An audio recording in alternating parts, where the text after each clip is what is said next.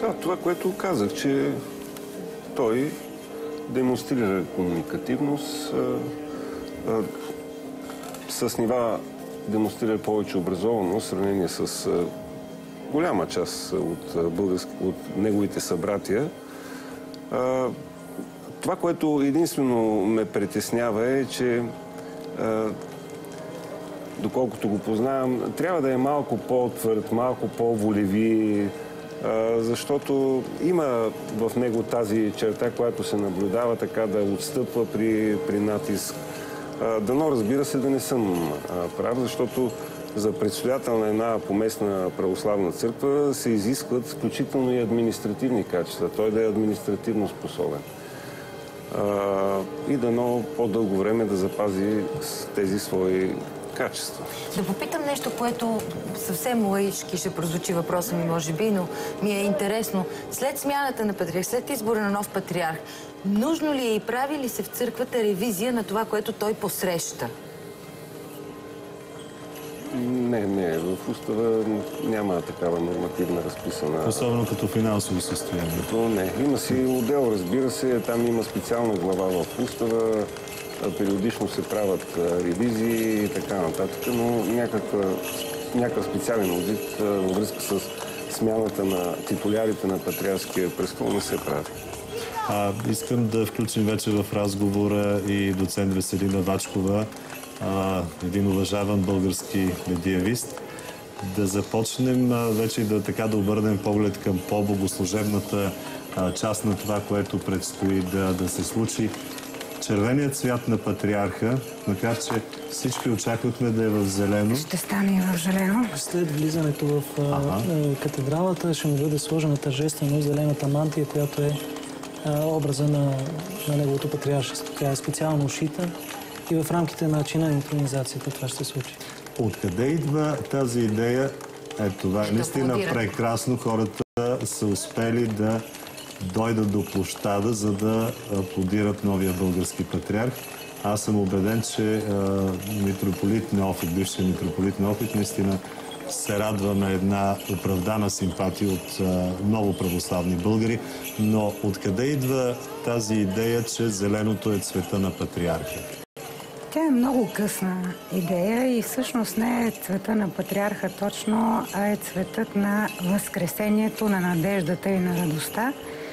През 16 век един папа, Пий V, създава официален мисал на църквата, в който се отрежда определена роля на различните цветове. Точно там зеленият цвят за първи път започва да фигурира като цветът в този смисъл и на новоизбран епископ.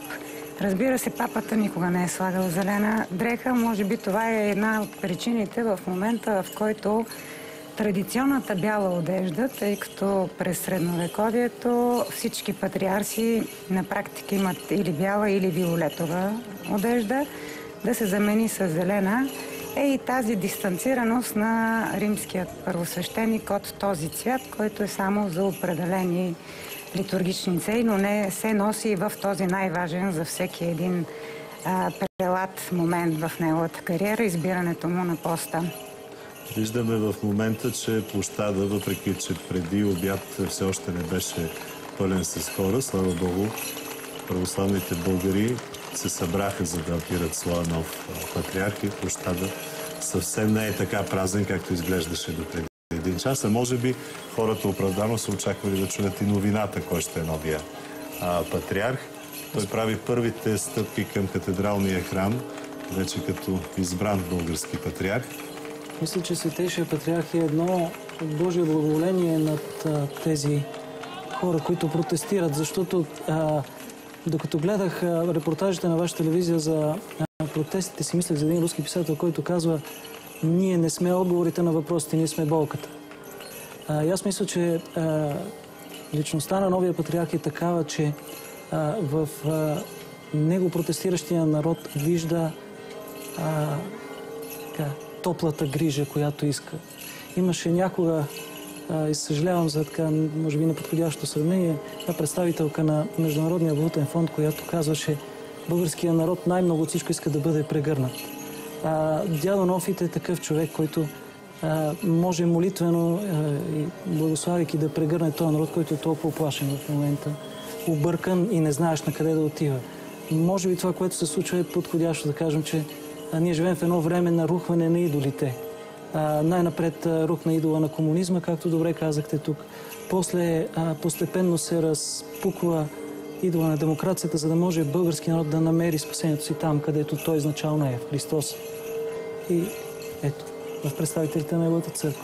В тази връзка в социалните мрежи много коментирана темата. Ние зададохме възможност на нашите зрители да реагират и да коментират, като че ли най-много са коментарите свързани с това, което Велислава Дърева, която беше гост преди малко в студиото, каза, че ние не сме се отдалечили от църквата, а сме се отдалечили от Бога. Изключително много се коментира това. Българският народ не е далеч от Бога. Той е вярващ народ, един от най-вярващите на Балканския полуостров. Той е далеч днес от българската църква, защото българските висши църковни служители го далечиха от себе си, казва един от нашите зрители. Храма в момента е пълен с хора, които докараха българите до протестите днес. Явно са супер дебелокожи и самодоволни и никога няма да разберат, че нямат място там точно в този момент, казва Петя Георгиева.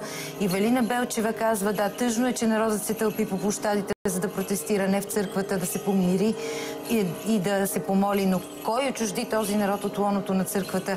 Кой да научи тези млади хора на християнски морал и търпение, на богобоязливост и милосърдие? Нали точно на тях и техните родители беше забранявано 45 години от комунистическата власт да бъдат православни християни? И доктор Николай Димитров, нека преди да търсим отговор на въпроса кой отдалечи българин от Бога, да си отговорим на въпроса кой отдалечи църквата от Бога и още повече, защо никой не се опитва да я приближи. Все надежди, въпросителни надежди към новия патриарх. Разбира се, църквата от Бога не може да се отдалечи. Разбира се, че ние, които служим на Бога, сме немощни.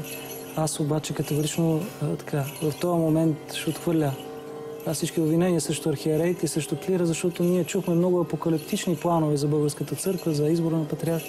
Всички те, разбира се, не се случиха. И не се случиха тъкмо за това, защото църквата е Христова. Не е крепи Светия Дух и молитвеното застъпничество на Света Богородица, и ако то не е, тя веднага ще се разпадне, защото тя не служи за нищо друго. За немощите, обвинения за немощи приемам само към мене си. И ако някой има такива към мен, го разбирам и му се извинявам, но към другите не. Така, да направим само едно отклонение. Все пак предстои ни най-важната част от днешния ден – интронизацията на българския патриарх. Да разкажем на зрителите и да ги въведем така в отделните символи и чинопоследования, както се казва. Откъде идва първо тази необходимост да се кади пред патриарха? Доколкото ми е известно, кади се само пред икона, или? Напротив, кади се по време на литии. И каденето символизира нашата молитвена съпричастност към това, което се случва. И каденето е, вие знаете, на вечернята има едно песнопение, в което се казва да се издигне моята молитва като кадил, като тамян горящ пред тебе. По същия начин ние изразяваме нашата молитвена съборност. Вече влизат в храма. Да, и българският патриарх ще се поклони на Евангелието най-напред. Точно така, защото патриарха е преди всичко служител и проповедник на Евангелието. Той е благовестник. Като говорихме за задълженията на патриарха, трябва да кажем, че той има 3 задължения от Христос. Идете, научете, като вие кръщавате, т.е. като извършвате таинствата и учите всичко, да пазите всичко, което съм ви заповядал. Затова и най-напред той се покланя на Евангелието, защото е негов служител. Искам само да добавя нещо, което ми прави впечатление, откакто наблюдавам това предаване. Поначало изглежда има едно леко разминаване между това, кой образ ние припознаваме като патриарха. Включително и свещеникът от Русе каза, че като Соломон, трябваше да каже, че като пророк Натан, например. Тоест, патриархът не е светска глава. Патриархът не може да бъде приеман с такива очаквания, да направи такива радикални промени или да има някакви ориентации. От тази гледна точка много е важно какви отношения със светската власт ще може да наложи новия патриарх, за да има и наистина ново оцърковяване на нашето общество. Но ако позволите, дори не е правилно, чисто богословски, чисто канонично не е правилно да говорим за глава. Правилното, канонично е да говорим за предстоятел, този, който стои отпред. Глава на църквата, независимо дали в вселенски или в поместен план, това е само Господ Исус Христос. И затова е писано много. Има студии, издадени Стефан Цанков, академик Стефан Цанков. Макар, че се е наложило гражданственост глава и да на нашите зрители, които са ни поправили. Да чуем само отец Владимир, какво песнопение чуваме в момента. Лично на мен ми е много познато от архивните кадри, свързани с интронизацията на патриарх Максим. В момента се пее Достойно есть. Това е тази песен, която е неразривно свързана с чудотворната икона, която беше донесена малко преди смъртта на предишния български патриарх. Много е символно това, защото в вашето предаване, в предишно ваше предаване имаше един момент, който беше като че ли изпуснат от всички. Когато се носеше другата чудотворна икона на Света Богородица от манастира Пантократор, и Света Богородица се явила на стареца на манастира, му казала: много обичам българския народ. Тук беше и нашата сигурност, че всичко с избора ще протече нормално. Точно тези думи на Света Богородица прозвучаха в предаването, вярвам, ще се държа. Точно това казвам, че във вашето предаване по-предишно беше това. Ето под покрова на Света Богородица ние намерихме и нашия нов предстоятел. Така, интронизацията вече започва. Как виждаме в момента.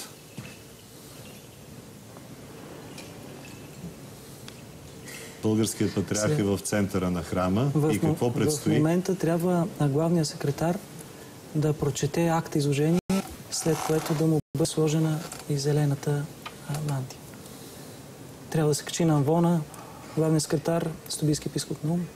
И да прочете отново акта изложение на Светия Синод. Вече това всъщност не е ли, образно казано, огласяването пред народа Божий? Точно така. Това се брои за огласяване пред народа Божий, а не съобщението за медиите.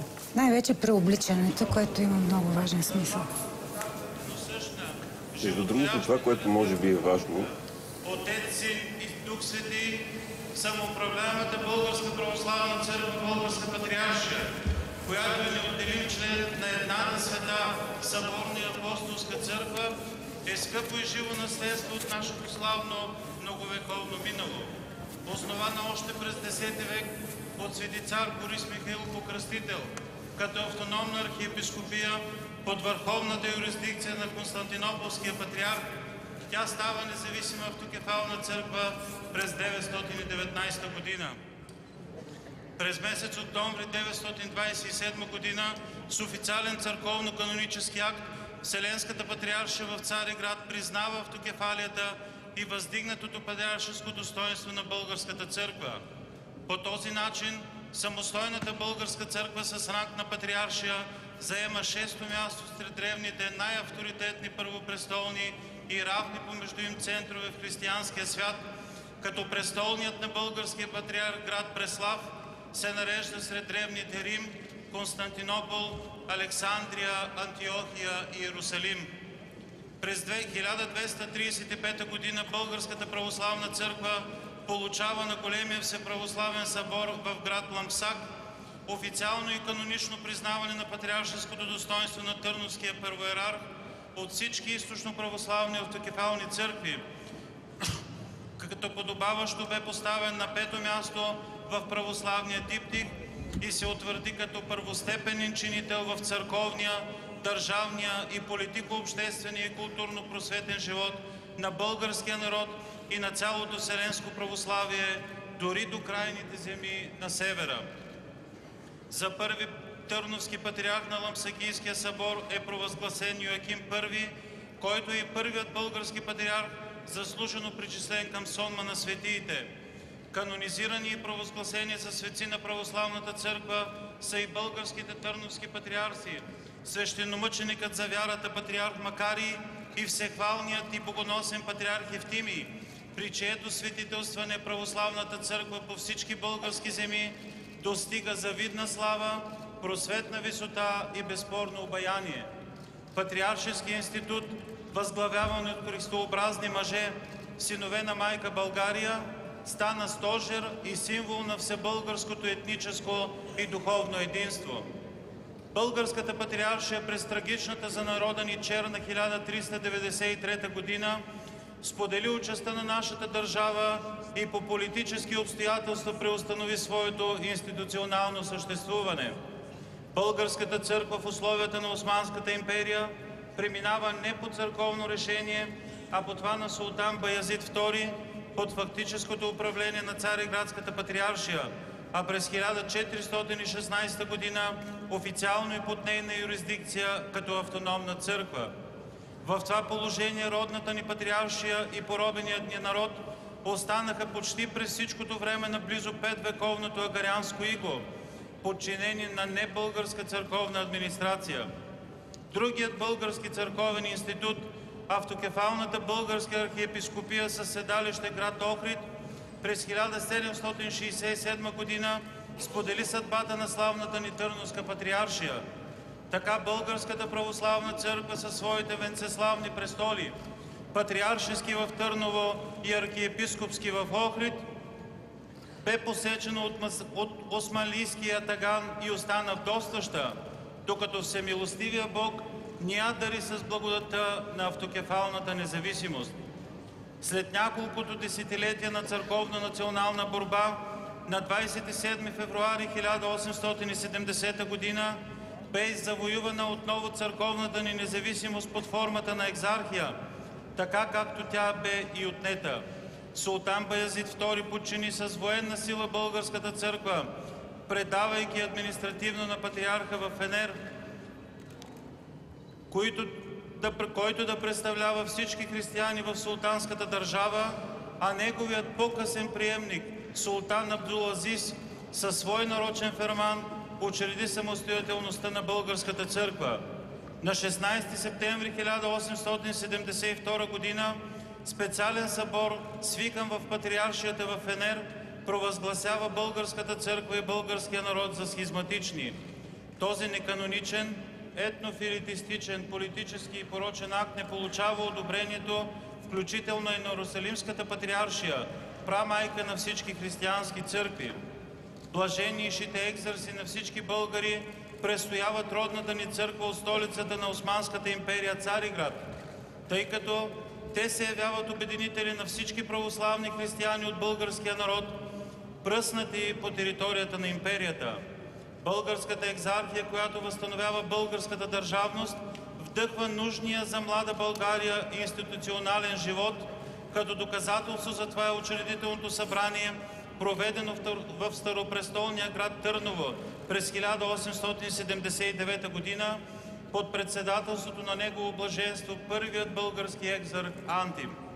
Възстановената екзархийска църква не само в границите на свободното българско княжество и независимо царство България след 1908, а извън пределите дори на Сан-Стефанска България, на територии, предимно населени с православни българи, благодарение на будния идеен български екзарх Йосиф, организира свои църковни структури и духовен живот на православна просвета и национално самосъзнание. След Балканските войни и изхода от Първата световна война, седалището на българските екзарси се мести в столицата София. Българската църква в този период не изоставя своите духовни чада и полага отечески грижи за тях, дори и в далечните земи на континента Северна Америка, където учредява свои духовни центрове. Жив, ярък символ на единството на православна България е построеният през 1912 и осветен през 1924 година ставропигиален храм-паметник Свети Александър Невски, днес катедрала на българските патриарси. По време на Втората световна война на 9 септември 1944 година политическата промяна в България е кардинална.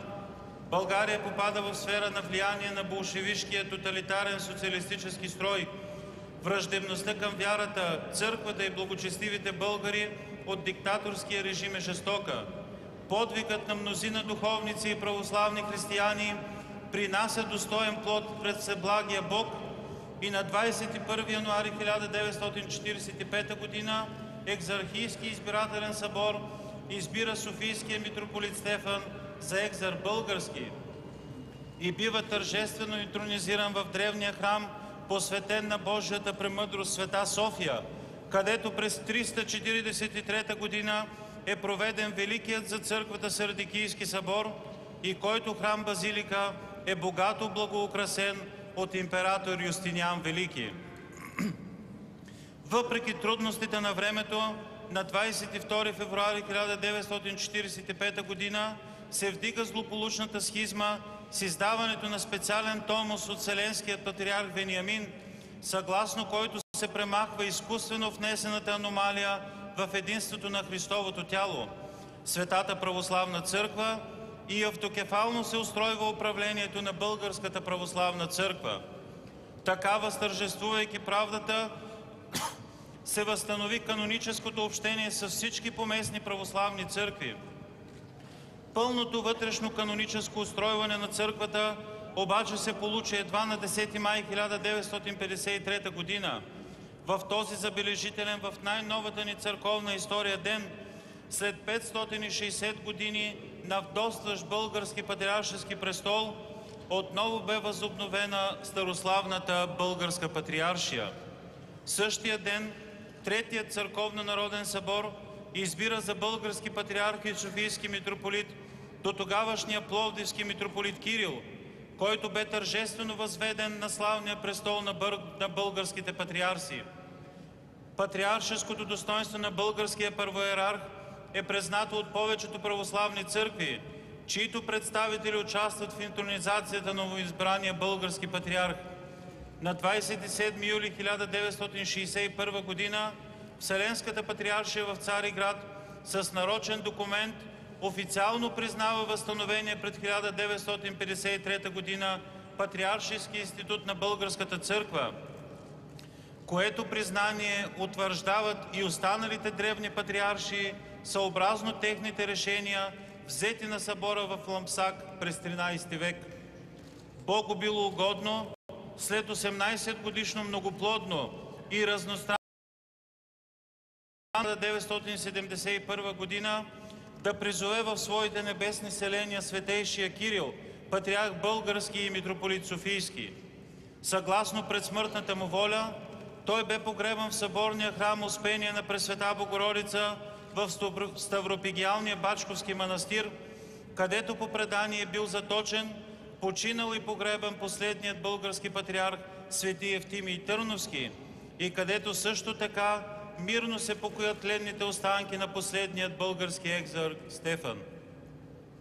На 4 юли 1971 година в Синодалната палата в София е свикан Патриаршески избирателен църковно-народен събор, който избира за български патриарх и софийски митрополит ловчанския митрополит Максим. Светейшият Максим възглавяваше Българската православна църква и светителствуваше над православния български народ повече от 41 години. Това бе период на много обществени промени, църковни и политически премеждия. Изпитанията, през които премина Българската православна църква при първосветителствуването на патриарх Максим, бяха стопени с апостолска ревност, себеотрицание и търпение, с трудове и сълзи и най-вече с молитва. Патриарх Максим чрез присъщата му мъдрост, разумност и добро познаване на преходността в света издигна авторитета на българската църква не само в българското общество и държава, а и в международно отношение, като превърна предстояваната от него църква в твърдо крепило на светото православие. Българската църква бе опазена благодарение на патриарх Максим невредима от трудностите на времето. Българският патриарх Максим чрез личен пример на живот и служение сред целия православен свят и всички православни християни провокира стремеж към аскетичен подвиг и молитва. В годините на човеконенавистната атеистична диктатура патриарх Максим съхрани не само църквата, а и вярата Христова. Той с търпение, благочестие, смирение и несъкрушима вяра и висок християнски морал не позволи да рухне църквата в тежкия период на печалния разкол. Патриарх Максим при своето патриаршество направи църквата символ на опрощението като прие в нейното лоно всички отклонили се от каноничната църква и от Христовата истина, отделили се не заради техни псевдохристиянски ценности, а заради лични интереси, стремежи и подбуди. Така същевременно и ночески и първосветителски, той щедро благославяше своите духовни чада, завеща мир и показа пътя на любовта. Българската православна църква при патриарх Максим продължи да е символ в християнския свят на сигурност, стабилност и непоклатимост. В монашеско смирение и молитва Богу на 6 ноември 2012 година българският патриарх и софийски митрополит Максим се пресели в небесните селения за небесно служение на Бога, комуто посвети целия си живот и служение. През време на изтеклите близо 60 години от възстановяването на българската патриаршия, при служението на блаженно починалите и преснопаметни български патриарси Кирил и Максим, Българската православна църква отбеляза значителни постижения. Тя издигна още повече своя междуцърковен, национален и международен престиж, продължи и продължава успешно да изпълнява своята историческа мисия сред българския народ, да го просветява със светлината на Евангелието, да го укрепява в праотеческата православна вяра и църковно-патриотични традиции и да го води към духовен възход. Тя даваше и продължава да дава своя принос в усилията на българската държавност за просперитет, благоденствие и културен напредък на многострадалния ни народ. Светия Синод, като взе предвид досегашната градивна роля на родната ни патриаршия в областта на църковния ни обществен и културен живот, нейните заслуги в миналото за запазване и утвърждаване духовното единство на българския народ, нейната спасителна мисия, а също и нейното значение, което тя безспорно ще има и за още по-честитото народно бъдеще намери, че историческата повеля налага да бъде възглавена вдовстващата българска патриаршия, като бъде избран нов патриарх на овдовелия български патриаршески престол. Вземайки прочее в съображение всичко гореизложено, Светият Синод в пълен състав в заседанието си на 27 ноември 2012 година, протокол номер 31, на основание член 42-47 от Устава на Българската православна църква, Българска патриаршия, реши да се произведе на 24 февруари тази година избор за нов български патриарх и софийски митрополит на вдовстващото място на блаженно починалия новопредставен патриарх Максим, чрез Патриаршески избирателен църковен събор, като се извършат своевременно всички необходими приготовления и се направят съответните разпоредби. След като цялата предварителна каноническа процедура по свикването, организирането и провеждането на Патриаршески избирателен църковен събор е вече изпълнена, днес, 24 февруари 2013 година, след Божествената света литургия, отслужена в синодалния параклис Свети цар Борис Михаил Покръстител в София, членовете на Патриаршески избирателен църковен събор се събраха в големия салон на Синодалната палата, за да изберат, съгласно член 47, алинея 1-4 от Устава на църквата ни, предстоятел, патриарх български и митрополит софийски. Съгласно Устава на Българската православна църква, Българска патриаршия, член 41, в състава на Патриаршеския избирателен църковен събор влизат всички епархийски митрополити, епископите на Българската православна църква, Българска патриаршия, по 7 представители от всяка епархия, 3 клирици и 2 миряни, 1 монах и 1 монахиня, а за Софийската епархия 12 представители, 6 клирици и 4 миряни, 1 монах и 1 монахиня, по 1 представител от 3 ставропигиални манастири и от 2 духовни семинарии, или всичко 142 души. След пристойна към Бога молитва, наместник-председателя на Светия Синод, Варненския великопреславски митрополит Кирил, прогласи Патриаршески избирателен църковен събор за открит. Преди да се пристъпи към самия избор, бе избрано съгласно член 46 алинея 2 от Устава избирателно бюро в състав наместник-председателят на Светия Синод и председател на Патриаршеския избирателен църковен събор Варненския и Великопреславски митрополит Кирил и членове иконом Михаил Михайлов, иконом Валентин Лазаров, Стефка Спиридонова и Радомир Чолаков. Комисията по пълномощията, утвърдена с решение на Светия Синод в заседанието му на 28 ноември 2012 година, протокол 32, провери пълномощията на избирателите и ги съобщи на избирателното бюро. От всичко 142 избиратели присъстват с редовни пълномощия 138, което съставлява изискваното в член 46 алинея 3 от Устава на Българската православна църква болшинство. Наместник-председателят на Светия Синод и председател на Патриаршеския избирателен църковен събор обяви имената на тримата епархийски митрополити, избрани от Светия Синод за достойни за Патриаршеския престол, а именно Старозагорски митрополит Галактион, Русенския митрополит Неофит, Ловчанския митрополит Гавриил. След това той прикани избирателите чрез тайно гласоподаване да дадат своя вод.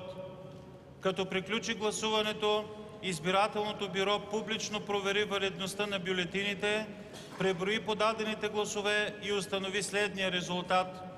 За Русенския митрополит Неофит са подадени 71 гласа. За Ловчанския митрополит Гавриил са подадени 43 гласа. За Старозагорския митрополит Галактион са подадени 22 гласа. Невалидни бюлетини 2. Общо 138. Поради обстоятелството, че никой от тримата митрополити не получи изискуемото мнозинство от 2/3 от присъстващите избиратели, се пристъпи към втори тур на гласоподаването. След приключване на гласуването на втория тур, избирателното бюро публично провери валидността на бюлетините, преброи подадените гласове и установи следния резултат.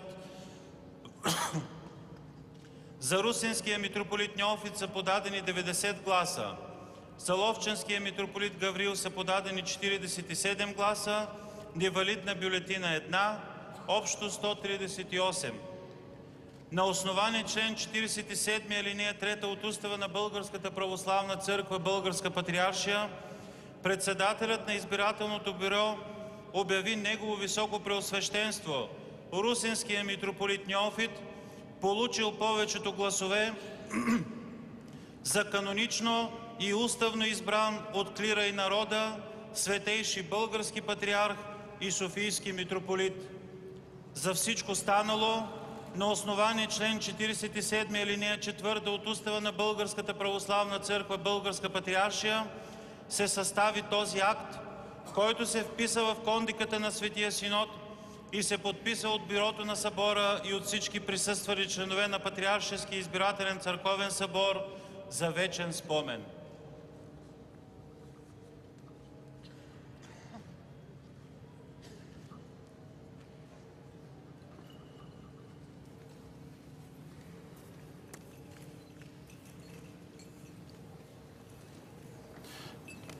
Току-що чухме изявлението на главния секретар на Светия Синод, предшествано от една историческа ретроспекция за миналото на Българската православна църква, патриаршеското изложение за избора на новия български патриарх. И в този момент започва вече самия акт на интронизацията на патриарха. Доцент Вачкова, най-напред тази дума интронизация по отношение на църквата какво означава? Интронизация е слагане, поставяне на трона. Същото това, което означава да говорим и че има глава една църква. Всъщност църквите имат глави наистина, поне от 5 век. По-големите църкви имат доста сериозни глави, които определят тяхното поведение. Интронизация обаче по отношение на патриарха е съвсем модерно нововъведение. Поначало той се въвежда в сан, той се приветства.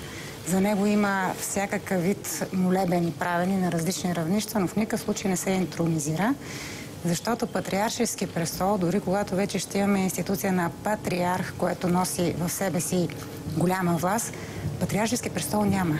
Това е единствено метафора. Патриаршеският престол не дава реалната власт, която може да обоснове думата интронизация. След малко новия български патриарх ще седне на патриаршеския престол, който е съвсем реален в Свети Александър Невски, но в момента са свалени неговите архиерейски одежди.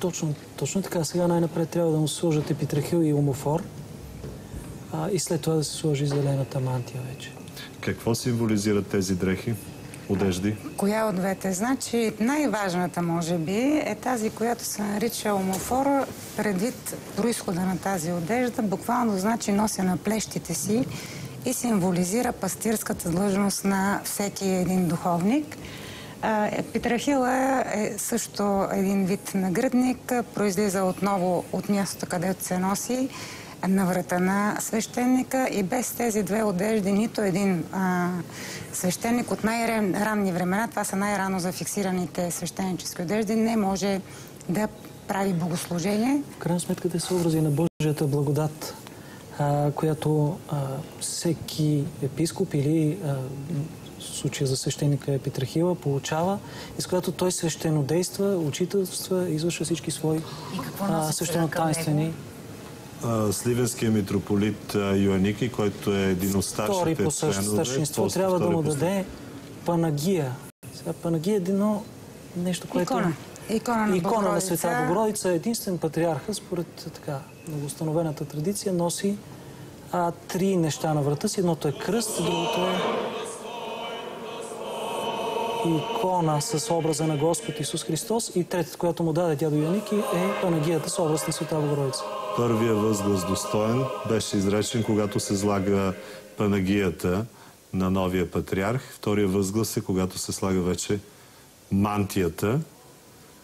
Символа на неговата възглас ще бъде за панокамилавката, и третия би трябвало да бъде за жезъла, които ще му връчват различни по старшинство митрополити от Светия Синод. Най-напред втория, третия и жезъл, като най-важният образ на пастирските задължения на новия патриарх, ще му бъде връчен от най-старшия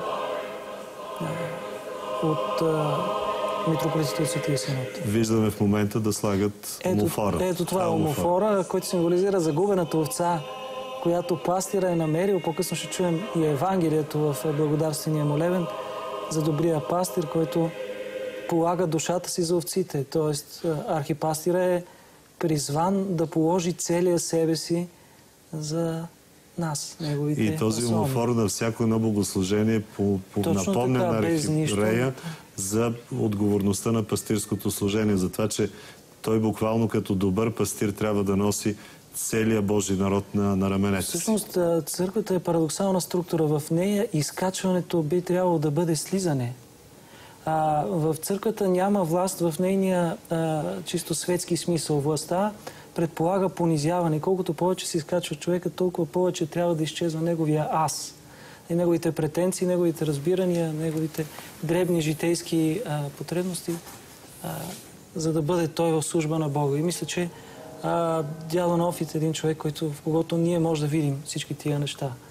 Не случайно и народа се беше събрал. Още малко за зеления цвят на патриарха, една тема, която започнахме, но всъщност може би да кажем няколко думи преди това за този изключително важен символ на патриаршеското достоинство, който за съжаление в някои медии едва ли не се превърна в пеjoратив, борбата за патриаршеското було, но това е символа на българския патриарх, отликата му от всички останали архиереи. Нарича се още епанокамилавка или калимавка. Всъщност това е отличителният знак на всички изобщо патриарси, тази калимавка или калимявка. Не е лошо само да кажем, че в зависимост от това откъде ще вземем произхода на думата, тя означава различно нещо. В единия смисъл тя е пастирска, отново шапка, ако е през Камила, а иначе е войнска, т.е. война Божий, ако е през Махе съответно. Но в двата случая е изключително символно натоварена.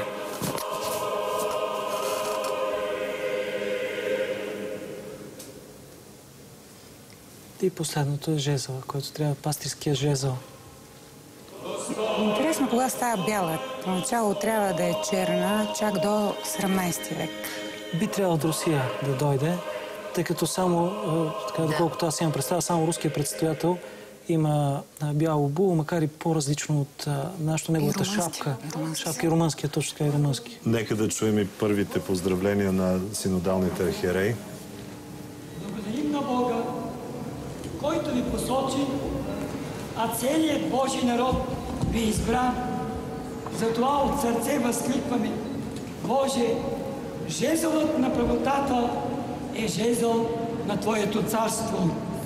И горещо се молим: излей, Господи, своята милост, щедрост и благост на Твоя български виноград, който е насадила Твоята десница преди почти 11 века и половина. Господи, погледни от небето и виж този свой първоиерарх и го подкрепи, за да може той да измине с мъдрост и търпение предстоящото му поприще, винаги и навсякъде да прославя Твоето свето име и всякога да молитва и да се грижи за поверение ми клир и народ. Ваше святейшество, в какво време Бог ви постави да ръководите Светата ни църква? Време, в което бедността се шири, безработицата се увеличава, размириците се умножават, майките бедстват, когато много от децата са непокорни и голяма част от младежта невъздържана, а възрастните хора объркани и притеснени. С този жезъл Бог ви възлага мисията да ръководите, да утешавате, да вразумявате, да се застъпвате за всички отрудени и обременени нашето общество. Защото жезълът символизира защитата от злото, победата над правдата и водачеството на любовта. Любовта към Бога и към ближните. Тази всеотдайна любов Господ и Исус Христос изисква от вас предстоящото ви патриаршеско служение. Позволете ни да ви припомним евангелските думи, които Спасителят изрекал към своя апостол: любиш ли ме повече, отколкото тия? Паси моите агънци. И ние всички, осветен клир и православен народ, ви пожелаваме с вашия духовен авторитет и познания да респектирате, ръководите и просвещавате, за да настъпи в обществото ни многоочакваната духовна промяна чрез утешително покаяние за утвърждаване на спасителната православна вяра. Бог да укрепява ръцете ви, да благославите винаги със светла надежда своето паство и да се застъпвате за всички нас, когато сме в скърби и изпитания. Тържественото приемане на този патриаршески жезъл да възгаря сърцето ви в ревност по Бога и да ви подпомага във вашето първосветителско служение, за да бъде то богато с духовни плодове за радост и спасение на църквата и отечеството ни. Амин. Чухме Господу, помолим се.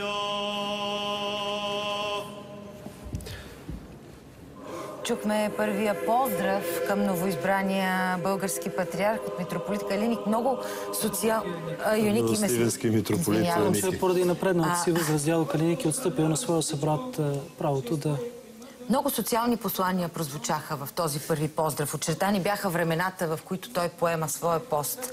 Говори за бедността, за безработицата, за размириците, за невъздържаността на младежите, за объркаността и притесненията на възрастните. Като че ли поставя така очакванията върху една по-социална роля. Вижте, църквата... За чест на църквата искам само това да кажа, като човек, който наблюдава от 20 години църковните процеси. Може би това е един от редките случаи, в които църквата така категорично заявява позицията си за това, което се случва. Аз лично до сега малко съм бил свидетел на подобна категоричност, така че слава Богу, че наистина почваме да усещаме някаква реална, видима, словесно изказана промяна в църквата. Но все пак, отец Владимир, да ви помоля, това, което чуваме в момента е молитва. Точно тъй. В момента митрополит Йоанники чете специална молитва, написана за чина на интронизацията. След това и вече първосветителя на Българската църква ще отправи молитва към Бога, така свързана и с надежди, с очакванията му на това какъв трябва да бъде той на своя трон. Да запазим все пак тишина, защото молитвата трябва да е тишина отправена. Тебе безначалният Отец, народният Твой Син, Светия Благотворящ Твой Дух, въздаваме слава, сега и винаги, и във веки веков.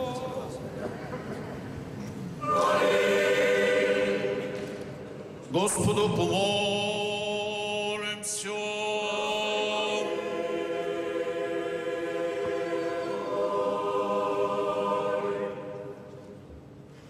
Всесилни Боже, Отче на нашия Господ и Спасител Иисус Христос, когото си поставил за пастир и началник на Твоята света църква, който избра своите свети ученици и апостоли, от които ние, приемайки доброто познание, се просветихме чрез Твоя Свети Дух и се научихме да вярваме в Тебе. От тях, чрез приемството на благодатта на Светия Дух, съм поставен и аз, недостойният Твой раб, да ръководя духовното стадо на Българската православна църква, да направлявам нейните членове към спасение и да ги приведа към Твоето небесно царство. Ти, Господи, Владико мой, настави ме в делата, за които си ме поставил. Дай ми разум и ме насочвай в това велико и отговорно служение. Отвори устните на мен грешния и научи ме да се моля, както подобава за всеки го потребно. Ето, със страх заставам пред Тебе, предоставяйки на Твоята безкрайна милост моята смирена душа. Направлявай моя живот към тихо пристанище и ми покажи пътя, по който да вървя. Защото Ти си, който управлява чрез Слово всяка твар с силата на Твоята неизказана премъдрост. Дарувай дух на разум на моето незнание. Осени моите дела с дух на страхопочитание към Тебе. Обнови в моето сърце правия дух. Утвърди ме с силен дух против съблазните на моите мисли. Тък като съм наставляван всеки ден чрез Твоя благ дух към полезни дела, да изпълня достойно Твоите заповеди. Нека ми бъде за спасение изпросената над мен Твоя благост. Всемилостиви Господи, дарувай Твоята щедрост на моето паство, за да го приведа към Твоите небесни селения. Та всички ние с едни уста и с едно сърце да възхвалим Тебе, единия Бог, в Троица прославен, Отец, Син и Дух Свети, сега и винаги, и во веки веков.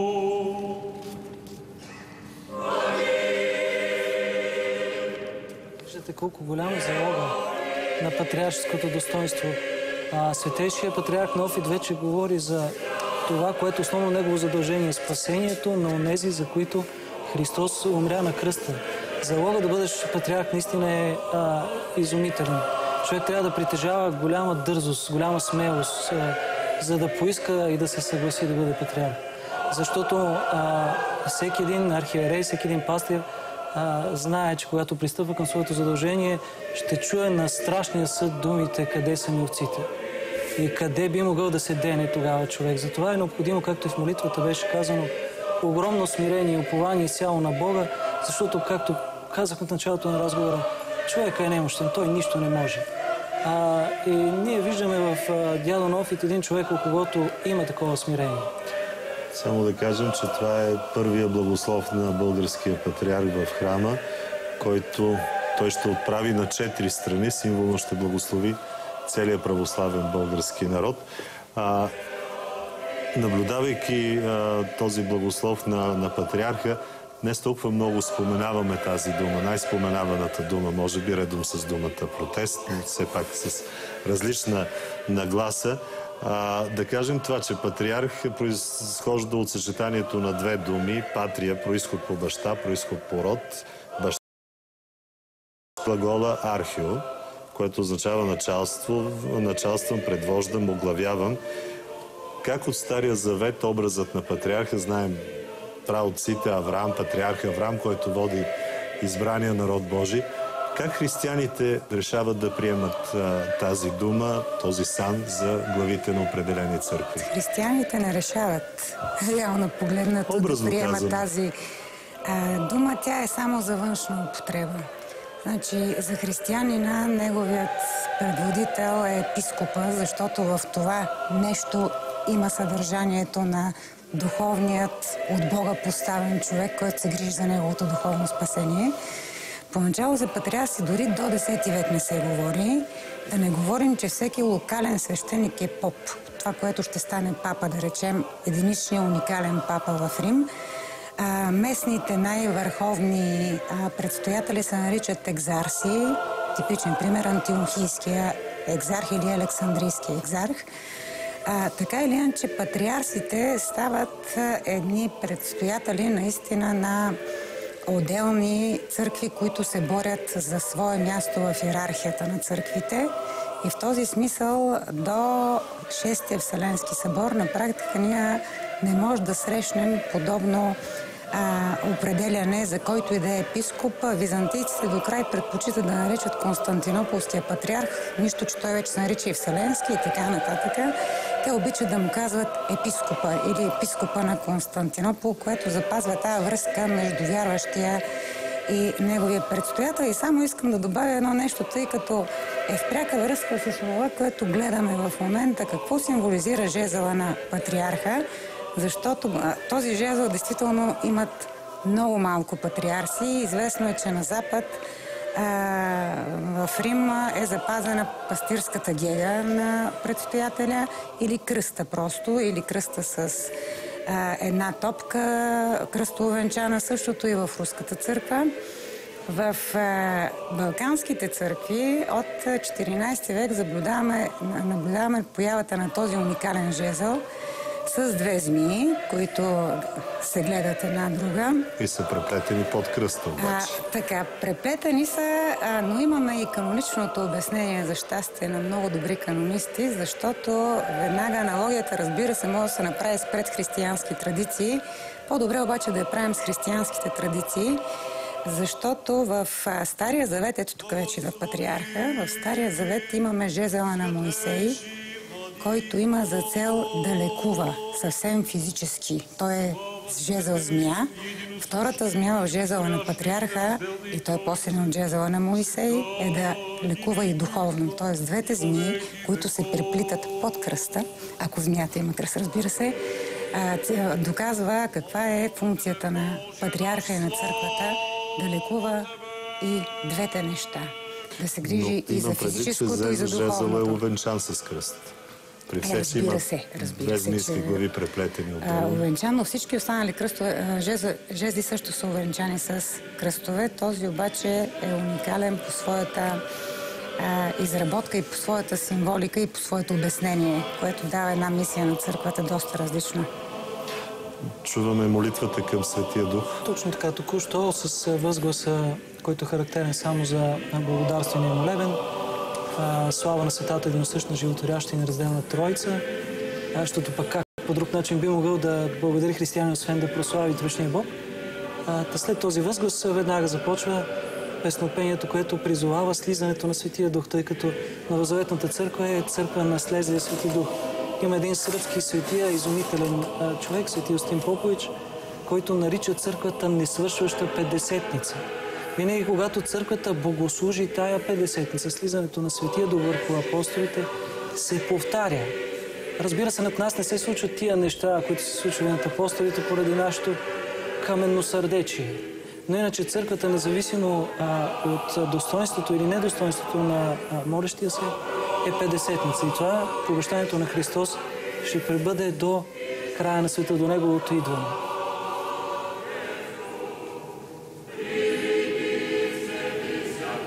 Не случайно иконографията на всички събори следва иконографията на Петдесетница. Голямата идея на църквата е да бъде една безкрайна Петдесетница, още от времето на апостолите. Има едно много характерно изображение в рамките на иконата на Петдесетница. Отдолу има един човек, върху когото те сякаш апостолите са стъпили. Това е образа на света. Тъй като тези, върху които Светия Дух е слязъл, са победили света. Така и църквата, която служи в света, има своя мисия, особено сред ето нашите братия, които в момента ние виждаме по улиците объркани, плашени, но най-вече има църквата за задача да ги изведе извън света, да ги изведе в Царството Божие, където е безкрайната радост. Там, където казва апостол Павел, око не е видял, око не е чул и на човеко на ум не е дошло. Това, което християнина получава за отплата на страданията си. Тъй, че страданията включително и на българския народ, не са напразни. Това можем да кажем. Не са случайни. Чрез тях българския народ може да намери пътя, истината и живота. От тук започва вече първата Велика Ектения. Велика Ектения е особена молитва с кратки прошения, която дякона произнася, в която ще бъде споменат вече дядо Нофит като светейши български патриарх. О святейшем нашем синоде, честне презвитесве еже во Христе дяконстве, о всем причти людей, Господу помолим се. За християнин е много красиво, когато се моли за другия. Затова като наш патриарх, като наш първостоящ баща, наш пръв сродник в Господа, не по плът, а по дух, за християнина е особено голяма радост да се моли за този, който също е приел задължението да бъде негов самолитвеник, негов съдружник в пътя към спасението. Има особена мистична връзка между архиерея и неговото паство, тъй като те заедно трябва да се яват пред Бога. Оправдани или неоправдани. И затова е много важно в този момент всички вярващи всъщност да отправят молитва към Бога, да помага на новия патриарх. Ние това убеждавахме нашите пасони, че времето преди избирането на патриарх е време на усърдна, гореща молитва към Бога, затова той да посочи онзи, който той иска, а не който нашите дребни човешки четения на досиета, на мнения, разни лични контакти избират. А сега е време за ликуване, тъй като българският народ отново не е сам пред Бога. Той има свой патриарх, свой архибаща. Виждаме старшите гости на днешното велико празнуване на църквата. Кипърският архиепископ и архиепископът на чешките и словашките земи. Това са най-високите чуждестранни православни гости. Защо е толкова важно на една интронизация на един патриарх да присъстват представители на поместните църкви, с които църквата, която той оглавява, се намират в канонично общение? За да се знае, че ние всички сме едно. Затова, че ние виждаме на дело това, което просим по време на литургията в единомислие да изповядаме Отца и Сина и Светия Дух, за да се знае, че няма вече, казва апостол Павел, ни юдеи, ни елин, няма нито келец, нито българин, нито чех, а всички едно сме в Христа Исуса. Това е изумителното равенство пред Бога, което църквата изповядва, независимо от това, че вътре в църквата хората биха могли да имат различни задължения, различни послушания. Но ние виждаме свети и хора, които през целия си живот са ходили голи, и хора, които са били царе, които са били господари на много народ. Затова виждаме и гърци, и кипърци, и българи в Царството Божие. разбира се, и още един момент. Това е, както и в целият церемониал, свързан с интронизацията на патриарха, това е следване на светския модел. И от тази гледна точка поканените лица и по реда, по който се поканват, също е изключително важен, защото заявява нашата иерархия спрямо тяхната иерархия. Може би по някое време ще го чуем в самата церемония, има изброяване на древните патриарши по тяхното достоинство, започвайки молебствието, започвайки с Вселенския патриарх и достигайки до нас, всъщност, до българската патриаршия. Не, че сме последната патриаршия, просто сме онази, която ги е поканила в случая. И много е важно, че в различните епохи този ред се променя и е изключително важен за всички участници в тази иерархия. И точно тук идва важността на това название патриарх, което ги подрежда като патриарси, като първи в властта си, в патриаршиската власт, съответно и във времето, и в пространството. Но така или иначе интересно, че имаме само двама присъстващи, при положение, че, както е известно, двама от кандидатите бяха руски възпитаници, т.е. в много тесни връзки с руската църква. Би било нормално да има едно поне много голямо присъствие и голям интерес към това събитие, поне от страна на руската църква. Да, ние задавахме днес този въпрос, но предвид вече тържествеността на този момент се въздържам да коментираме нивото на чуждестранните гости, тъй като прави впечатление, че на интронизацията на новия български патриарх, третия в новата ни история, не присъства нито един патриарх, което разбира се не омаловажава за нас самите тази интронизация, но все пак е доста симптоматично. Това, което обясниха част от нашите гости, е, че очевидно в останалия православен свят доста зорко се следи случващото се в нашия Свети Синод и общо взето, както се знае, до последно не е било сигурно ще има ли събор, няма ли да има събор, дали няма да бъде избран третия компрометиран кандидат и това, според тълкованията на сутрешните ни събеседници, е възпряло част от патриарсите да дойдат, защото може да си представим конфузната ситуация. В този момент, вместо да ликуваме, да се питаме защо това се случи, вместо дядо Неофит да беше застанал старозагорския митрополит Галактион. Това до днес беше съвсем реално, тъй като даже вчера имаше информация, че той няма да присъства на събора, но не се отказва от участие в събора, от участие в избора, при все, че според тълкувания на вещи в църковната догматика, това е едно достойно поведение на митрополит Галактион, тъй като ако той би бил се отказал от участие в състезанието за патриарх, това би упоручило целия избор и би наложило ново едва ли не избиране на нови трима кандидати. Точно така, имаше много опасности да се влезе в криза. И тя е поради естествената така човешка немощ. Но отново казваме, под покрова на Света Богородица всичко се случи, така че ние в момента да се радваме.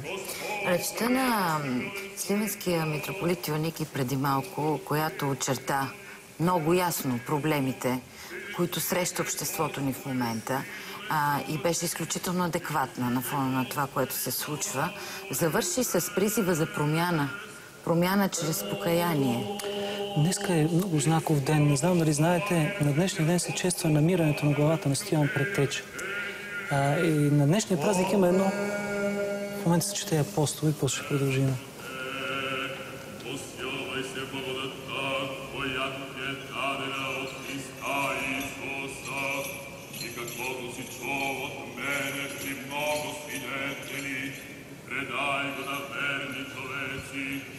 които ще са способни и други да научат.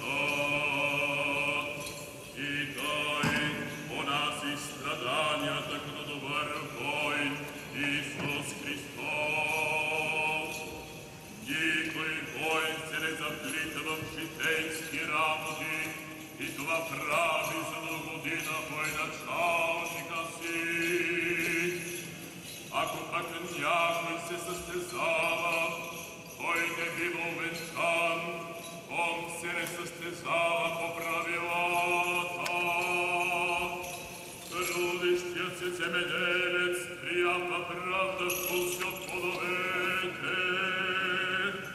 Разбирай какво говоря, Господ ти даде да разбираш всичко. Помни Господа Исуса Христа от семето на вино, който разкръсва от мъртвите, според моето благовестие, заради което аз страдам, дори духови, като злодец, но Словото Божие се вързва. Поради това всичко търпя заради изнемараните, дайте да получат спасение в Христа Исуса. Съд за вечна слава.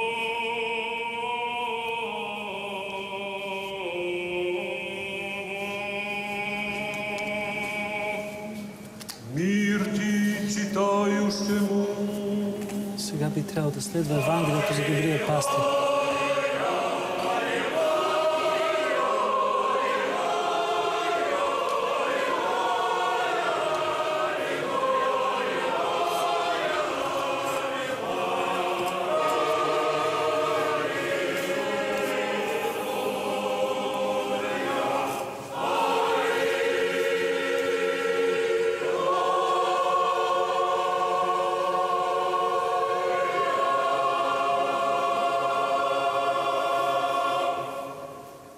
Премудрост, прости услышим святого Евангелия. Мир все.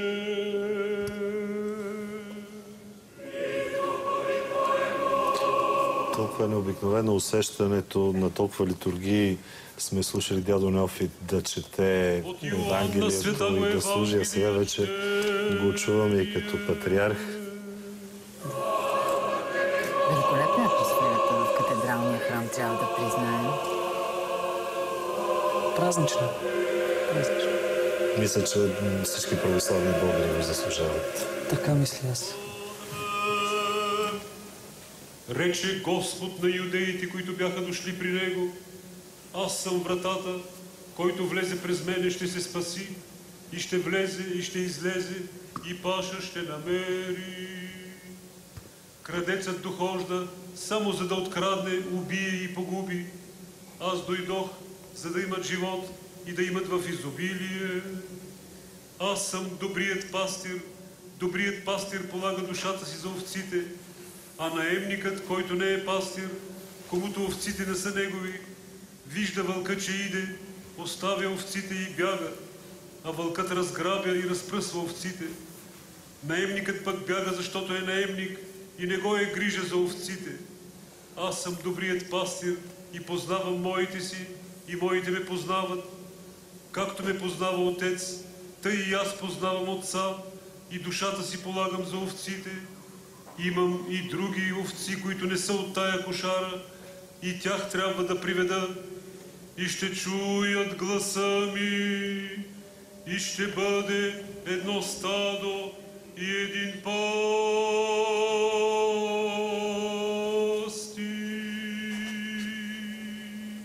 Изключително важно послание. Ще бъдат едно стадо и един пастир. По-хубаво от това да пожелаем на новия патриарх да има наистина в единство българската църква. Едва ли има. И най-вече здраве.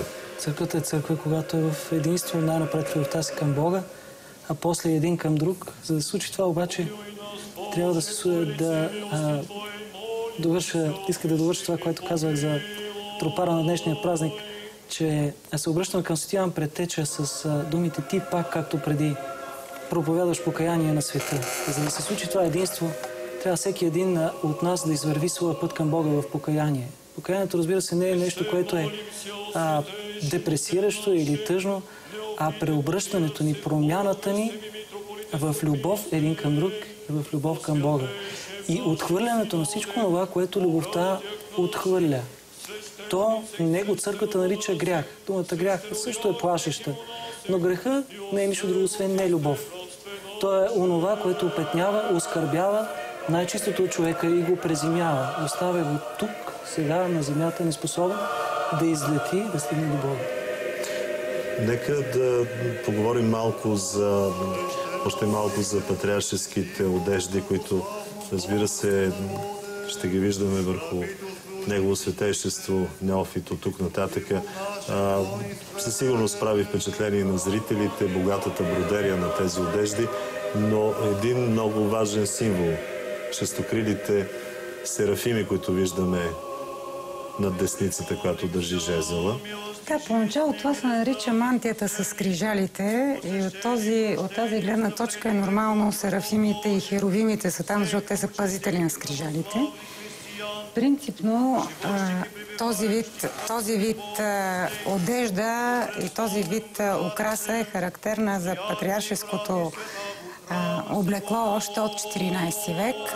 Много често може да го видим дори като изпращане в дар. Много богат, много ценен дар от страна на императора, на негови много близки, било то духовни лица, било светски лица.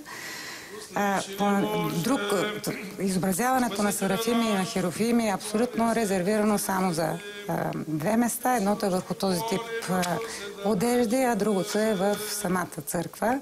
Поначало пиететът към тези единствени, описани в Стария завет небесни сили в Византия бил изключително голям. Другото, което е, разбира се, пак в одеждите на патриарха може да се забележи, това вече е върху неговия омофор. Това са 7-те кръста. Защо са 2 редици по 3 кръста, плюс още един? Защото символизират неговото право да извършва всички таинства, 7-те таинства, нещо, което действително е неговата основна характеристика като човек в този сан. Да кажем и това, че в катедралния храм по предварителна информация трябва да има минимум 700 официални гости. Толкова много гости, мисля, че катедралата може би не е побирала от освещаването си или най-малкото от интронизацията на предишния български патриарх. Новоизбраният български патриарх вече получава своите поздравления и от чужбина. Несъмнено той ще бъде поздравен от представителите на православния свят днес и утре, докато текат тържествата по случай неговата интронизация. Но чрез нашите колеги от Радио Ватикана ние можем първи да огласим и поздравленията от говорителя на папата, макар и папа в оставка, но той запазва тази длъжност, говорител на папата и директор на Радио Ватикана, отец Фредерико Ломбарди, който чрез Радио Ватикана и чрез Българска национална телевизия изпраща поздрава към новоизбрания български патриарх. Радостни сме, че Православната църква в България има нов пастир. Придружаваме с молитви настоящия важен момент за Православната църква и за българския народ. Католическата църква ще продължава да полага усилия за добри и ползотворни междухристиянски отношения. Искрено пожелаваме на новия патриарх да се умее да изпълнява авторитетно и с любов патриаршеското служение и да води своята църква по пътя на вярата в нашия Господ Исус Христос, се казва в поздравлението, изпратено от говорителя на папата и директор на Радио Ватикана, отец Фредерико Ломбарди. А сега настъпи втория кулминационен момент, ако мога така да го нарека, същинската интронизация на новия български патриарх.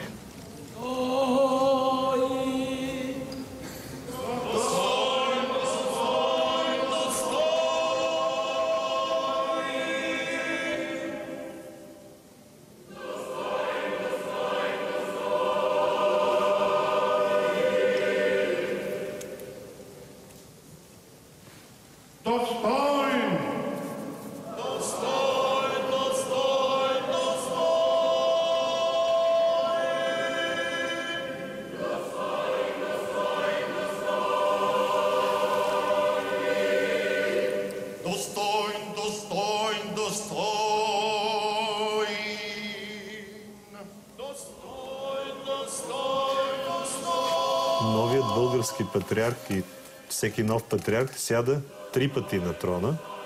Това е интронизацията, така ли? Поначало това не е неговия трон, както беше казано преди малко. Това е трона на вечния пастир и на вечния цар. Това е Христовият трон. Това е и празният трон, разбира се, до второто пришествие. Той сяда символично на този трон, защото от 12 век официалното название на патриарха е образ Христов на земята. Тоест, той вече като патриарх има това право, тъй като олицетворение живо на Христос, да вземе за момент, разбира се, трона му, показвайки своята готовност да извършва това, което едно човешко същество може да прави в тази наистина безкрайно тежка длъжност, която му се е паднала. Не случайно на троновете винаги се изобразява Христос като велик архиерей, за да напомня на вярващите, че истински архиерей на Христовата църква е самия Христос. Така изобразени в Свети Александър Невски, за съжаление, поради ограничения в възможността да поставим камери, където е най-подходяща гледната точка. Не можем да го покажем, но всеки, който е влизал в Свети Александър Невски, знае, както и навсякъде, където има архиерейски трон, че се изобразява Христос. А сега чуваме първото многолетствие за новия патриарх.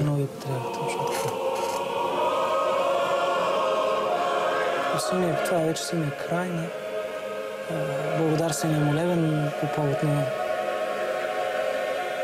благодатното стъпване в длъжност. Святейшему Вартоломею, архиепископу Константинопольско. Ето, тук започва изброяването на различните предстоятели на църквите.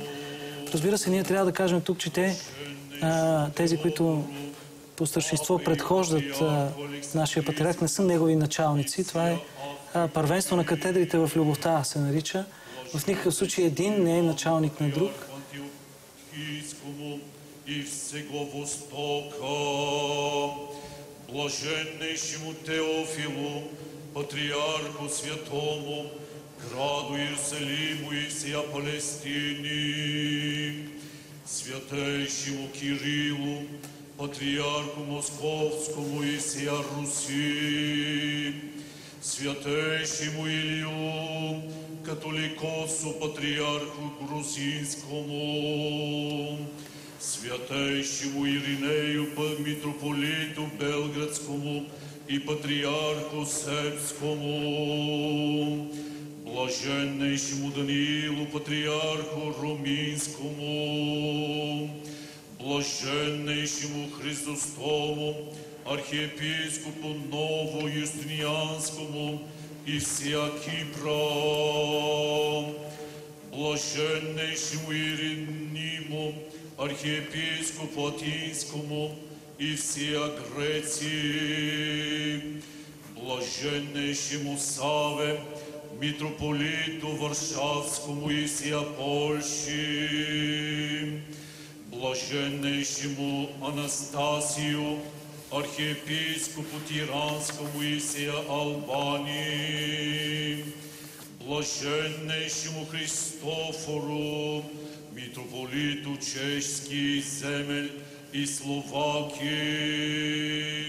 святейшему Болгарскому сину, высокопреосвященнейшим и преосвященнейшим архиереем, представителем святейшия поместния церкви православния, со священным их клиром и со всею их богохранимою паствою, и сохрани их на многое лето.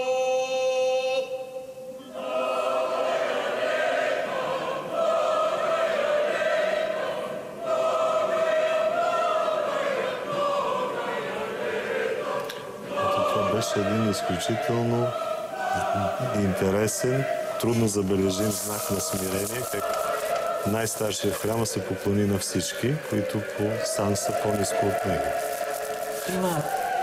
Само това искам да споделя още с нашите зрители, че изключително символично многолетствието и участието в службата на дякон Иван, който знаем, че е цариградски българин, но от години насам той е клирик на Българската православна църква.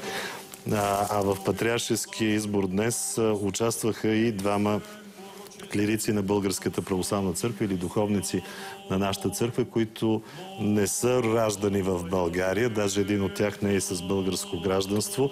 Един от тях е монахиня Таисия, която е родом от Македония. От няколко години е игуменка на Клисурския манастир в Видинска епархия и делегат съответно от Видинска епархия. А другият е архимандрит Йоханес Пфайфер, който пък е монах. Той не говори български, но е монах от нашата средно- и западноевропейска епархия. Аз имах възможност да се запозная с него. Забележително смирен и наистина православно изглеждащ, напълно православно изглеждащ човек. И в храма сред официалните гости игумена на Зографския манастир, архимандрит Амвросий, някакси ще ми се точно чрез тези хора това изреждане да насочи мислите си към тази пълнота на православните българи извън родината, тъй като патриархът на България, той не е само патриарх на православните българи в България, но и на всички, които са в диоцеза на църквата ни извън нейните граници. Тоест, наистина имаме една пълнота на православните българи, събрана в интронизацията. Това е единение, за което говорихме по-рано. Високопреосвещени и преосвещени архиереи на Българската православна църква, Българска патриаршия, почитаема госпожо председател на Народното събрание, Ваши превъзходителства, господа и госпожи дипломати, уважаеми представители на българската държавност и христолюбивото българско воинство, Ваше Величество, всечестни отци, възлюбени от Господа, братя и сестри. Всеки първосвещеник измежду човеци избиран, за човеци се поставя да служи Богу. 24 февруари 2013 година ще остане паметна дата Българската църковна летопис. Днес Патриаршеският избирателен църковен събор ви избра за каноничен български патриарх. Вие приехте инсигниите на патриаршеското достоинство под свещеният купол на тази великолепна патриаршеска катедрала.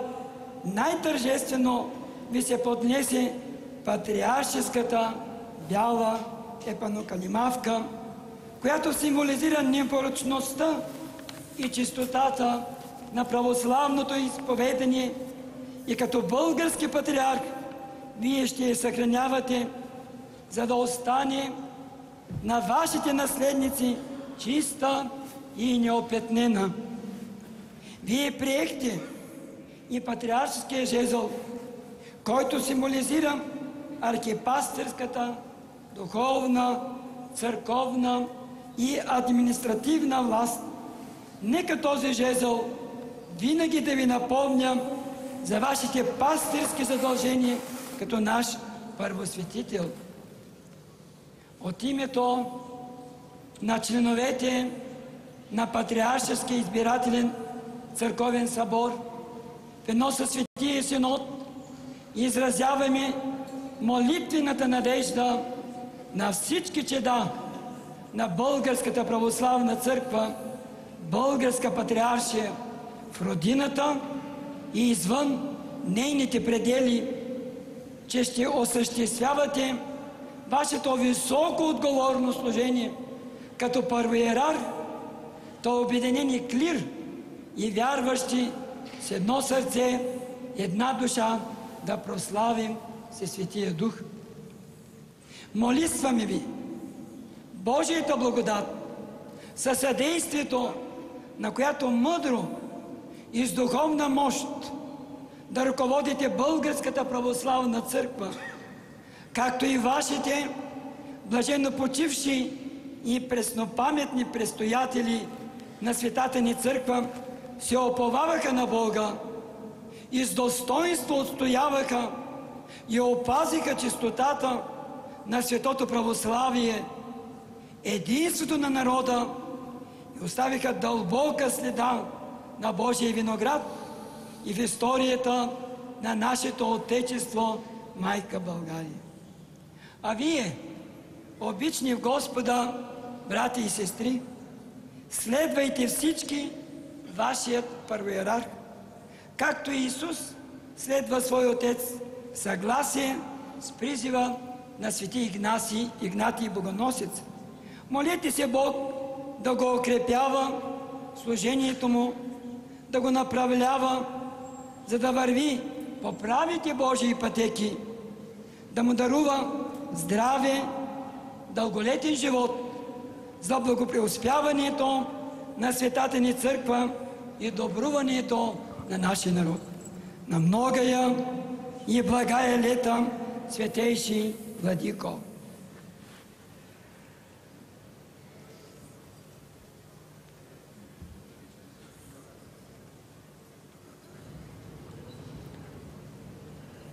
Би трябвало да чуем и първото слово на новоизбрания български патриарх, първото обращение към православните българи.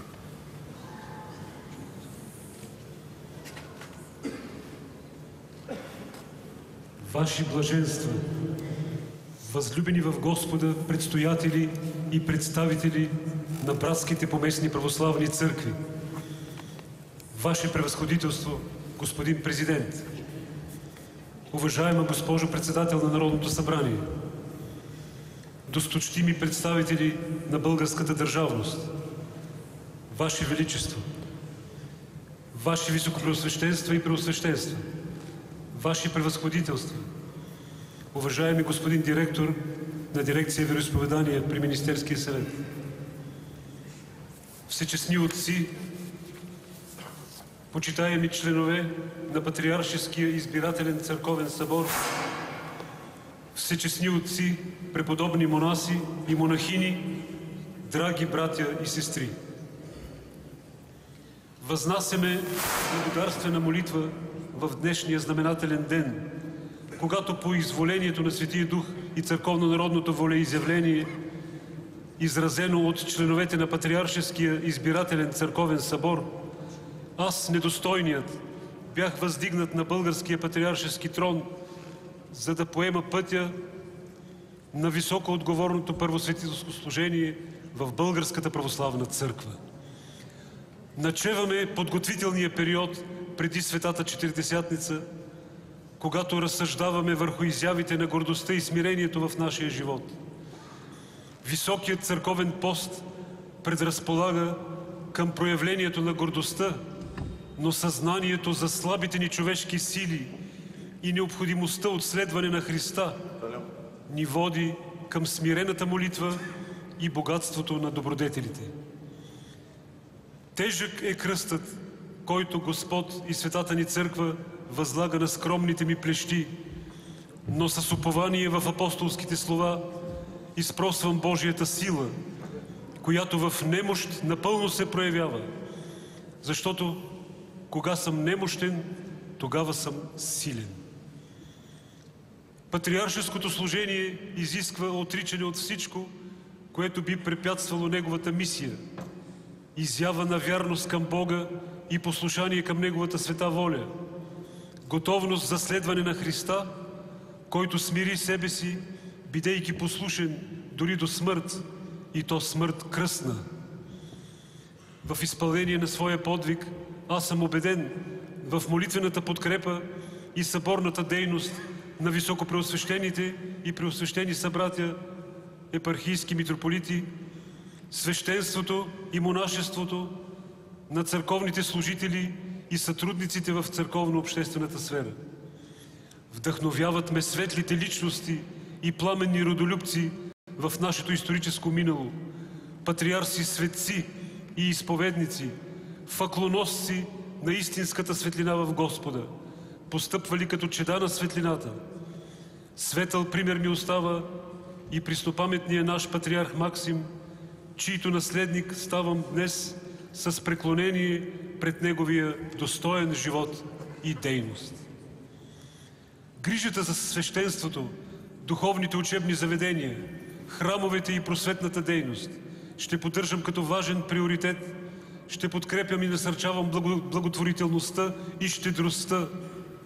С задоволство можем да отбележим добронамереното отношение на гражданските ни ръководители към инициативите в църковния ни живот, съдействието при поддържането на храмовете, съвместното отбелязване на празнични дни и народни традиции. Вседушевно благодаря за молитвената подкрепа и участие в празничния ден на предстоятелите и представителите на светите поместни православни църкви. Негово блаженство Хризостом II, архиепископ на Нова Юстиниана и целия Кипър. Негово блаженство Христофор, архиепископ на Прага и митрополит на чешките и словашките земи. Едески митрополит Иоил от Цариградската патриаршия. Илиолополски митрополит Теодор, Александрийска патриаршия. Тирски и Сидонски митрополит Илия, Антиохийска патриаршия. Востромски митрополит Тимотей, Иерусалимска патриаршия. Волоколамски митрополит Иларион, Московска патриаршия. Никоски и Цхивалски митрополит Исаия, Грузинска патриаршия. Шумадийски епископ Йован, Сръбска патриаршия. Митрополит на Търговище Нифон, Румънска патриаршия. Драмски митрополит Павел, Гръцка архиепископия. Белостокски и Гдански архиепископ Яков, Полска митрополия. Бератски митрополит Игнатий, Албанска архиепископия. Ние свидетелстваме нашето вътрешно църковно единство като събратя и пазители на православната вероизповед и не допускаме лъжеучения, нестроения и разколи, а по апостолския съвет имаме едни мисли, една и съща любов в единодушие и единомислие. Топло благодаря на Светия Синод за отправеното ми приветствие и насърчителни слова, на представителите на българската държавност, на официалните лица и всички гости за участието им в днешния ден на интронизация на новоизбрания български патриарх и софийски митрополит. Отправям към Всеблагия ни Отец псаломските молитвени слова: Господи, милостно погледни към мене и ме помилвай. Дай на раба си Твоята сила. Ти ни възлагаш бреме, но Ти ни спасяваш. Амин. Чухме първото обращение на българския патриарх към целия клир и народа, православния народ на България, народа Божий, към всички участници в Патриаршеския събор, както и към официалните гости. Аз искам обаче да помоля доцент Вачкова да коментираме. Всъщност да чуем преди това думите на президента. Днешният ден е знаменателен. За първи път в най-новата демократична история на страната ни се проведе събор и избор на български патриарх, духовният водач на източно-православните християни в родината и морален стожер на народа. Ваше Светейшество, обръщам се към вас, за да засвидетелствам искрената си радост за днешният ви избор за патриарх български и митрополит софийски.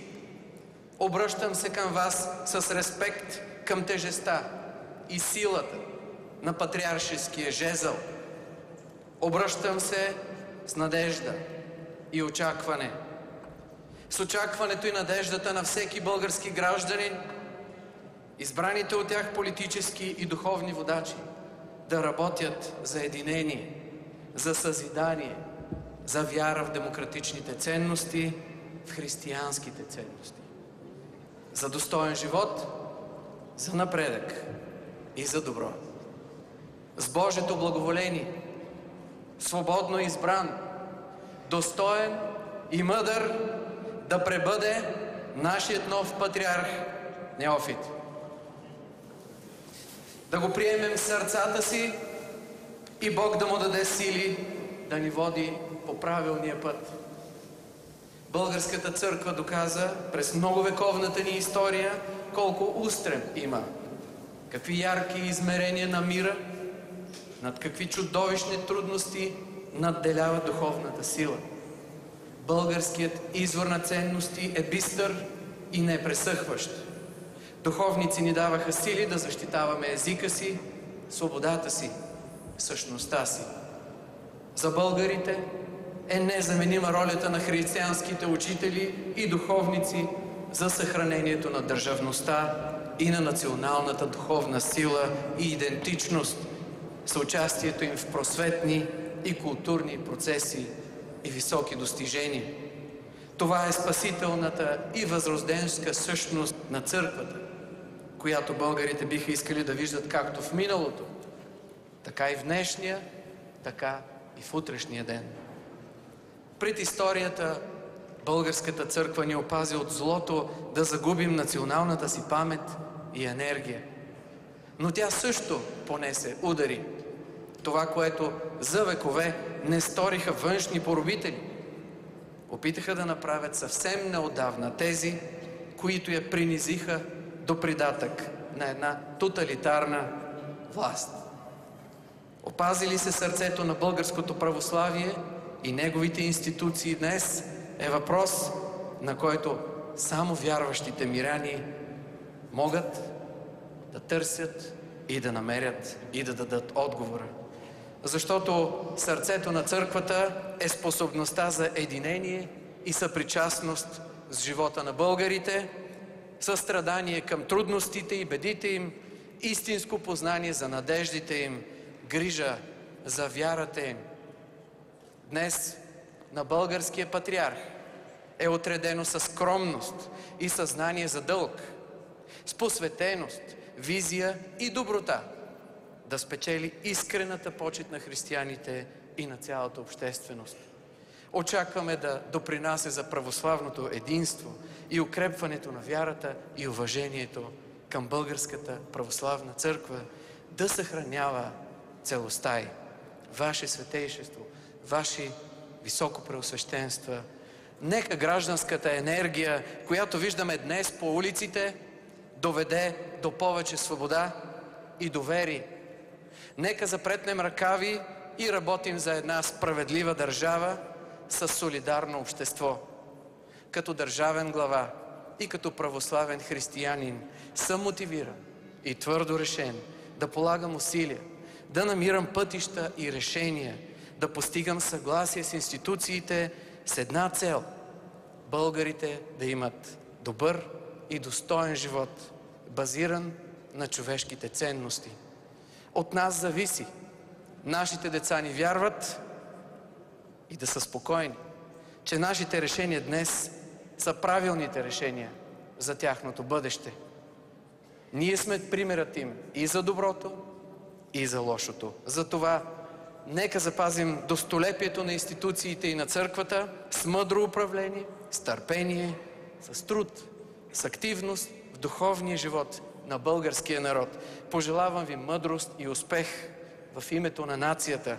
Нека всички се помолим да се възстанови ценностната система на нацията, да се обединим за добро и просперитет, които само всички ние заедно можем да изработим.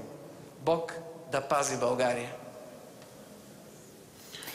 Чухме и речта на президента Росен Плевнелиев, който дойде да поздрави новоизбрания български патриарх за единение, съзидание, вяра в демократичните ценности. Говори той току-що за това гражданската енергия да се влее в позитивност, в повече свобода. Пожелавам мъдрост и успех. В тези минути, в които слушахме словото на президента, трябва да кажем, че по улиците имаше движение, протестиращите все още са навън. На Орлов мост са окупирали района, част от протестиращите, участниците в гражданските протести от сутринта. От картината, която подават и нашите колеги, виждам, че и на площада пред Народното събрание има струпани доста хора. Всъщност, големият отсъстващ сред светските лица в храма беше премиерът в оставка Бойко Борисов, който трябваше всъщност да произнесе словото, което чухме да произнася Росен Плевнелиев. Нали така? Само да обърна внимание, извинявай, Ади, новия български патриарх получава поздравление от председателя на Народното събрание. Зрителите, които внимателно са следили нашия директен ефир, видяха президента да поднася и първия дар на новоизбрания български патриарх. В момента госпожа Цецка Цачева поднася дара от Народното събрание. И това, което е особено символично, че всъщност трите институции поднасят на новия български патриарх трите знаци на патриаршеското достоинство, а именно енколпиона, който изобразява Исус Христос, панагията, медальона, който е с икона на Света Богородица, и кръста. Така че има изключително знакови са тези три дара, тъй като събрани заедно те съставляват целостта на с чувство на уважение и от името на патриаршеското служение, на патриаршеското достоинство, а от името на правителството на външния министър. По повод избирането ви за предстоятел на Българската православна църква. Вашето духовно служение започва във време, заредено с много предизвикателства. Време, което изисква вярност, изисква и постоянство от всички нас. Състоянието на икономиката, духовната криза в нашето общество поставят не само нас, гражданите, българските държавници,